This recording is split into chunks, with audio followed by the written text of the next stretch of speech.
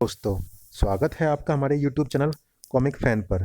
चलिए दोस्तों, शुरू करते हैं काल सीरीज की आखिरी कॉमिक्स अंतकाल, जो कि एक मल्टी स्टारर सीरीज है। राज कॉमिक्स है मेरा जुनून। काल, काल का जाल, कालदंश में अब तक आपने पढ़ा कि राक्षस जाति का आखिरी राक्षस चंडकाल और काल मिलकर पृथ्वी पर कब्जा करने के लिए एकजुट हो जाते हैं। इन दोनों महाराक्षसों से टकराते हैं तीन विलक्षण बालक, जोजो, राज और प्रकल, जिनका साथ देते हैं मेट्रो सिटी में सुपर इंडियन, राजनगर में इंस्पेक्टर स्टील और दिल्ली में परमाणु। अपनी बार बार की हार से तंग आकर काल और चंडकाल करते हैं तबाही सेना का विकास। इधर एक रहस्यमयी लेखक प्रोफेसर टी देव लिखता है तीन शानदार हीरोज, गोजो, अश्वराज व भोकाल की सत्य घटनाओं पर आधारित कॉमिक्स, जिन्हें पढ़ने के बाद जोजो, राज वे परकल जा पहुंचते हैं प्रोफेसर टी देव के पास अपनी शिकायतें लेकर कि कॉमिक्स की कहानियां झूठी हैं। तब प्रोफेसर टी देव करते हैं एक रहस्योद्घाटन कि तीनों बच्चे पूर्व जन्म में गोजो, अश्वराज वे भोकाल थे और वो खुद है तिलिस्म देव, और उन सबको करना है चंडकाल और काल का अंतकाल। संजय गुप्ता की पेशकश। हम सत्य को नहीं झुठला सकते। अब तुम्हें मेरी बातों का विश्वास हो गया होगा। प्रोफेसर टी देव उन्हें काल की खूनी हरकतों के विषय में बताता चला गया। मैं एक बात नहीं समझ पा रहा हूँ कि यदि काल कलयुग में एक बार फिर अपने खौफनाक इरादे के साथ पैदा हो चुका है, तो उसका अंत करने में हम तीनों किस प्रकार आपकी मदद कर पाएंगे? क्योंकि इस जन्म में तो हम बिल्कुल साधारण मानव ही हैं। भला हम काल की प्रचंड शैतानी ताकतों का सामना कैसे करेंगे? तुम्हारे सवालों का जवाब मैं तुम्हें प्रयोगात्मक रूप में ही दूंगा। उधर देखो। अरे, ये क्या? उड़ते शैतान, फ्लाइंग डायनासोर, ये कहाँ से आ गए? शैतानों की पूरी फौज है ये तो। तहस नहस कर डालेंगे पूरे शहर को। इन्हें कौन रोकेगा? पुलिस के वश का तो नहीं लग रहा मुझे। कहाँ से आई ये शैतान? बहुत संभावना है कि इन्हें काल ने ही यहाँ भेजा हो, मगर यहाँ क्यों? शायद काल भी कॉमिकों को पढ़ चुका है और अब वो उस लेखक को ख़त्म करना चाहता होगा जिसने अपने कथानकों में हर बार खलनायक बने काल का इतना सटीक वर्णन किया है। यानी कि वो समझ गया है कि कॉमिक्स के लेखक का संबंध उसके अतीत से है। ये इतने विशाल हैं कि यदि इन्होंने किसी भी इमारत को एक एक टक्कर भी मार दी तो इमारतें तहस नहस हो जाएंगी। उनका निशाना ग्लोबल कॉमिक्स की इमारत ही होना चाहिए, जिसमें हजारों लोग भी हैं। ओ माय गॉड, वहाँ क्या है? क्रूं। कांच की दीवार के बड़े बड़े टुकड़े नीचे सड़क और फुटपाथ से गुजरते लोगों पर मौत की बारिश करने को लपक पड़े थे। भागो, कांच के नुकीले व भारी टुकड़े नीचे गिर रहे हैं। तबाही सामने नजर आ रही है। अब आप क्या करेंगे तिलिस्म देव? मैं नहीं, तुम। जो कुछ करोगे वो तुम करोगे। हम, अश्वराज, भोकाल और गोजो वाली तुम्हारी शक्तियाँ आज भी तुम में विद्यमान हैं। मैं तुम लोगों की सुप्त पड़ी शक्तियों को जागृत कर रहा हूँ। तब तुम स्वयं इन संकटों का सामना कर पाने में सक्षम हो जाओगे। खनाक, जाओ, उन शैतान प्राणियों का सामना करो। तो क्या अब हम में भी भोकाल, गोजो और अश्वराज की शक्तियाँ हैं? हाँ, अब तुम में तुम्हारी शक्तियाँ जागृत हो चुकी हैं। जल्दी करो, अपनी शक्तियों का आह्वान करो। मुझे लगता है ये प्राणी बिल्डिंग से टकराकर उसे नष्ट करने की ख्वाहिश रखते हैं। भोकाल, हे अशुभ शक्तियों, प्रकट हो। हे मेरी सब शक्तियाँ, प्रकट हो। अरे, हम तो बिल्कुल कॉमिक के अश्वराज, गोजो और भोकाल के पात्रों की तरह हो गए। तुम्हारी शक्तियाँ जागृत हो चुकी है। अब समझ में आ रहा है कि लोग मुझे ट्रक पोर्टर क्यों कहते हैं। गोजो की शक्ति थी मेरे शरीर में। मुझ में भी भोकाल के समान तलवारबाजी की क्षमताएं थी, और पता चल गया मुझे भी अपने अशुभ प्रेम का। इसका मतलब मैं भी भोकाल की ढाल की मदद से उड़ सकता हूँ। शाकाल, अपनी शक्ति मुझे दो। शाकाल शक्ति के कारण अब मैं उड़ सकता हूँ। इधर प्रकल प्रचंड शक्ति के साथ उड़ती मौत से टकराया। अपनी उड़ान को ब्रेक लगा। तुझे 9/11 की हिस्ट्री नहीं दोहराने दूंगा, जब आतंकवादियों ने विमान अमेरिका वर्ल्ड ट्रेड सेंटर से टकरा दिए थे। अरे, हाथ जरा जोर से पड़ गया लगता है। भोकाल की तलवार की प्रचंड शक्ति देखकर परकल भौचक्का हो उठा था। जय महागुरु भोकाल।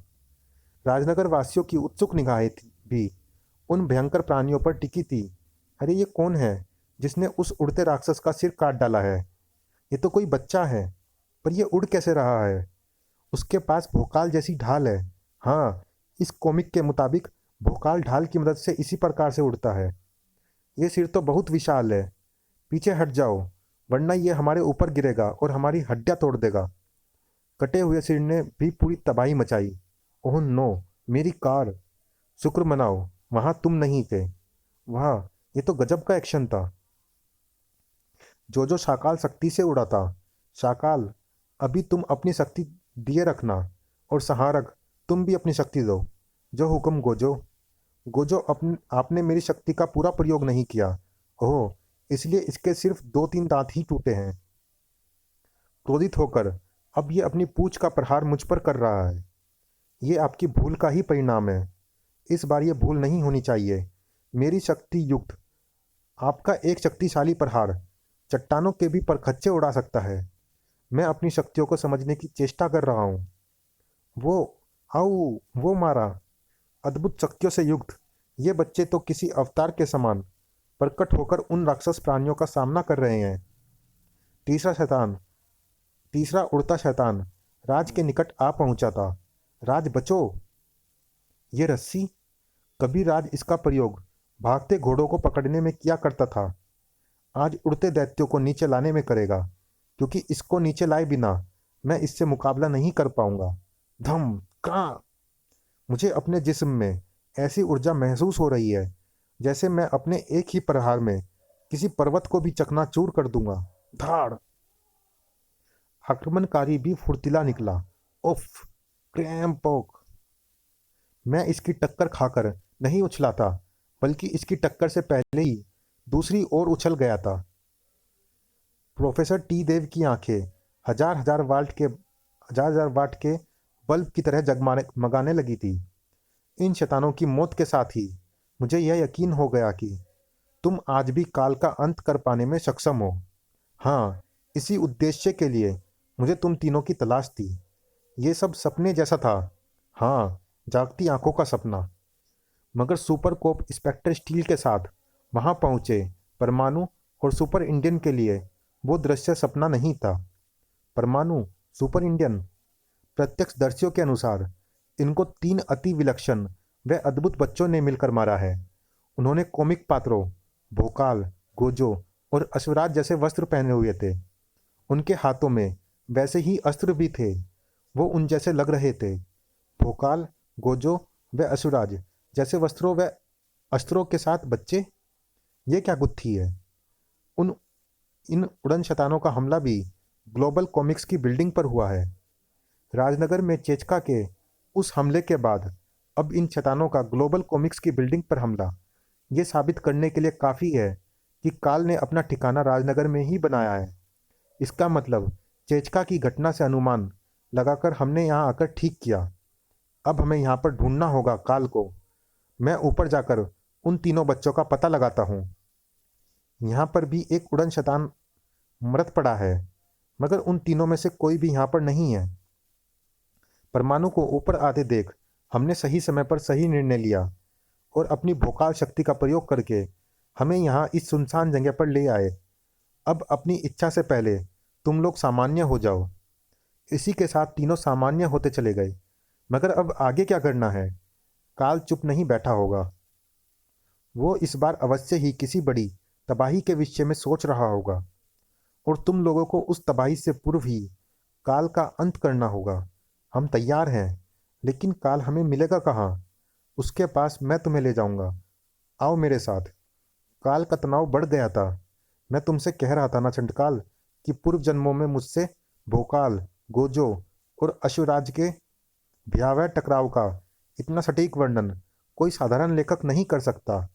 ग्लोबल कॉमिक्स के दफ्तर के बाहर पड़ी हमारे शैतानों की लाशें इस बात का पक्का सबूत है कि वो केवल लेखक ही नहीं है। कुछ देर के लिए तुम्हारा यह सजीव प्रसारण बाधित हो गया था, वरना हम उन्हें देख लेते। सभी न्यूज़ चैनल किन्हीं 3 बच्चों का जिक्र कर रहे हैं जिन्होंने अद्भुत तिलिस्मी शक्तियों का प्रयोग करके हमारे शैतानों को मार डाला।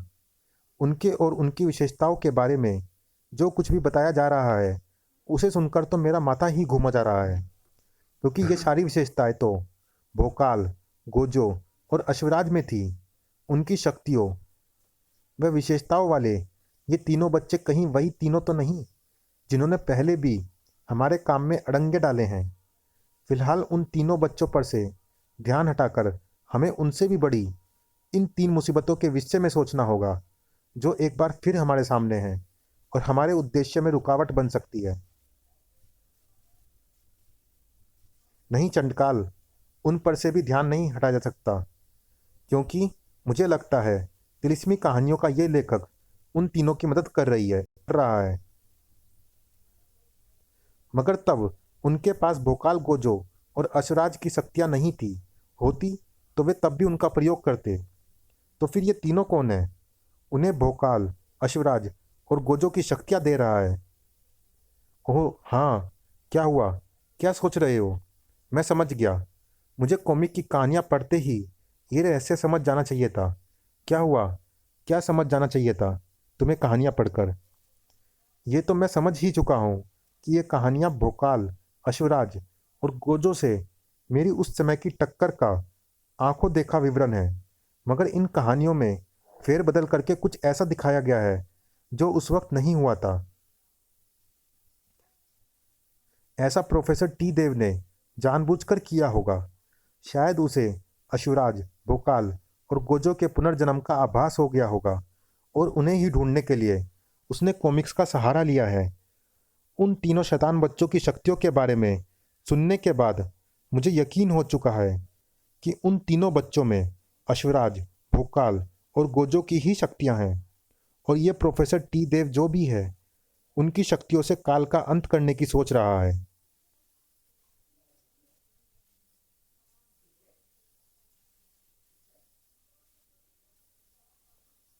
घबराओ नहीं काल, कुछ नहीं होगा। अब सारे संसार पर राक्षस राज स्थापित करने का समय आ गया है। ये देखो, तबाही सेना का विकास हो चुका है। इनके विकास में तुम्हारे योगदान को मैं भूल नहीं सकता। ये विभिन्न प्रकार के पैथोजन्स हैं, जैसे राइस बग, लीफ हुपर, गुजिया weevil, shoot fly, top borer, shoot borer, pod borer, fungi, painted bug, white grub आदि, जो बीज, मिट्टी, हवा और पानी के जरिए बहुत जल्दी फैलते हैं और फसलों को बर्बाद कर देते हैं। पृथ्वी पर शाकाहार के अंत के साथ ही मानवता का अंत हो जाएगा, क्योंकि हमारी तबाही सेना हवा के जरिए सारे संसार में फैलकर शाकाहार को तबाह कर देगी, हरियाली को खत्म कर देगी। अब मानव भी हम राक्षसों के समान मांसाहार करेंगे। हा हा हा। तबाही सेना को आजाद कर दो चंडकाल। इतनी जल्दी भी है क्या है काल? कौन? अपनी मृत्यु को पहचान लो। अरे, ये तीनों तो वही बच्चे हैं। और तू प्रोफेसर टी देव है। तेरा फोटो कॉमिक के पीछे छपा देखा है। तू टी देव नहीं है। क्या है तेरा असली रूप? कौन है तू? तुझ जैसे शैतानों का काल। आह, वक्त आने दे, तू मुझे भी पहचान जाएगा। पहले इन बच्चों को पहचान ले। ये हैं भोकाल, गोजो और अश्वराज, जो पूर्व जन्मों में भी तेरी मृत्यु का कारण बने थे। हा हा हा। हंस मत काल, हंस मत। कलयुग में भी ये तीनों ही तेरा काल बनेंगे। इनको तो मैं चुटकियों में मसल दूंगा। साएं, भोकाल, संहारक, अपनी शक्ति मुझे दो। अब आना होगा मुझे अपनी इच्छाधारी शक्ति के रूप में। टनाक, अब हम भी इसको अपनी शक्ति का नमूना दिखाते हैं। ऐसे नमूने तो मैं पहले भी दिखा चुका हूं। तुम भी उसके साथ दंड के बराबर भागीदार हो। पूर्व जन्म में तुझे समझाया था कि अपनी हरकतों से बाज आ जा, पर तू नहीं सुधरा। मुझे यकीन नहीं हो रहा कि ये तीनों पूर्व जन्म में भोकाल, गोजो और अश्वराज थे। ये घूसा किसी साधारण बच्चे का नहीं था। अविश्वास की कोई वजह नहीं है काल। तू क्या समझता है, पुनर्जन्म क्या सिर्फ तेरा ही हो सकता है? तो फिर तूने यहाँ इन्हें काल के सामने लाकर भूल क्यों कर दी? इनके पास भले ही भोकाल, गोजो और अश्वराज की शक्तियाँ हों, मगर ये है तो बच्चे ही। और इन बच्चों को कच्चा चबा जाएगा। कुचेष्टा। ठहरो ठहरो काल, ये क्या कर रहे हो? ये बच्चे लोग अगर वास्तव में ही तुम्हारे पूर्व जन्म के हत्यारे भोकाल, गोजो और अश्वराज हैं, तो फिर इनको मारने की जल्दी मत करो। हमें इनको अपने मकसद की पूर्ति तक जिंदा रखना होगा, ताकि ये लोग हमारी विजयश्री को अपनी आंखों से देख सके। हम तेरी विजयश्री का नहीं, तेरी मृत्यु का तमाशा अपनी आंखों से देखेंगे। जुडोका, अपनी शक्ति दो। हूँ। उफ, ये क्या? मैं उड़ नहीं पा रहा। मुझे भी ऐसा लग रहा है जैसे मेरी शक्ति क्षीण हो रही है। उफ, तुमने कुचेष्टा की शक्ति को पहचाना नहीं। वो जिसकी परछाई को थाम लेता है, वो दुनिया के किसी भी कोने में क्यों ना चला जाए, उसके उदर में समाने से नहीं बच सकता। और जब तक वो परछाई उसके कब्जे में रहती है, उसकी सारी शक्तियाँ भी उसके अधीन ही रहती है। हा हा हा। कुचेष्टा ने बढ़कर तीनों को जकड़ लिया था। तीदेव, देख, तेरे नन्हे महानायक मेरी कैद में पड़े हैं, और इन्हें आखिरी बार देख ले, क्योंकि मृत्यु तुझे अपना ग्रास बनाने के लिए तुझ पर झपट चुकी है। मृत्यु किस पर झपटी थी? ये 450 किलो का भारी भरकम शरीर निश्चित ही इंस्पेक्टर स्टील का था। चलिए दोस्तों, इस कॉमिक्स में इतना ही। मिलते हैं इसी कॉमिक्स के अंतिम भाग में। तब तक के लिए धन्यवाद।